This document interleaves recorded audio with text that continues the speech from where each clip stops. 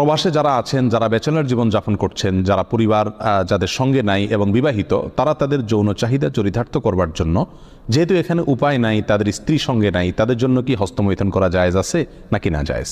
কোরআনে কারিমে আল্লাহ সুবহানাহু ওয়া তাআলা বলেছেন, ওয়াল্লাযীনা হুম লিফুরুজিহিম হাফিজুন ইল্লা আলা আজওয়াজিহিম আও মা মালাকাত আইমানুহুম ফাইন্নাহুম গায়রু মালুমিন ওয়া ফামান ইবতাগা ওয়ারাআ যালিক ফাউলাইকা হুমুল আদুন। তিনটি আয়াত আল্লাহ তাআলা বলেছেন, কৃতদাসী এবং নিজের স্ত্রী, এই দুই শ্রেণী ছাড়া, এই দুটি ক্ষেত্র ছাড়া অন্য কোনো জায়গা যাদের লজ্জাস্থানকে তারা ব্যবহার করে না, সেই সমস্ত লোকেরা সফল মুমিন, তারা সার্থক মুমিন।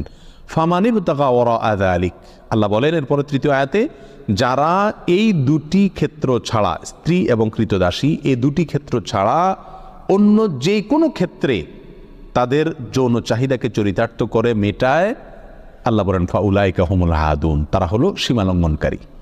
তাহলে এই আয়াতের আলোকে পরিষ্কারভাবে একজন মুমিনের জন্য হস্তমৈথুন করার কোনো অধিকার, কোনো সুযোগ, কোনো অনুমতি ইসলামী শরীয়তে নাই। এটা হারাম এবং কবিরা গুনাহসমূহের মধ্যে থেকে একটি। যারা প্রবাসে আছেন, এমন কোনো দেশে যদি থাকেন যেই দেশে তিনি তার যৌন চাহিদা না মেটালে নিশ্চিতভাবে গুনাহে লিপ্ত হয়ে যাবেন, জেনায় লিপ্ত হবেন, কারণ সেখানে জেনার অবাধ সুযোগ রয়েছে, এরকম যদি পরিস্থিতি হয় তাহলে নিজেকে রক্ষা করবার জন্য, অর্থাৎ বড় অপরাধ থেকে অপেক্ষাকৃত কম বড় অপরাধ যেটা, সেটাই তিনি লিপ্ত হতে পারেন, অর্থাৎ হস্তমৈথুন করতে পারেন। এটা কোনো উলামা ইকরামের মত। অবশ্য অন্য উলামা ইকরাম বলেছেন সর্বাবস্থায় হস্তমৈথুন করা কি হারাম।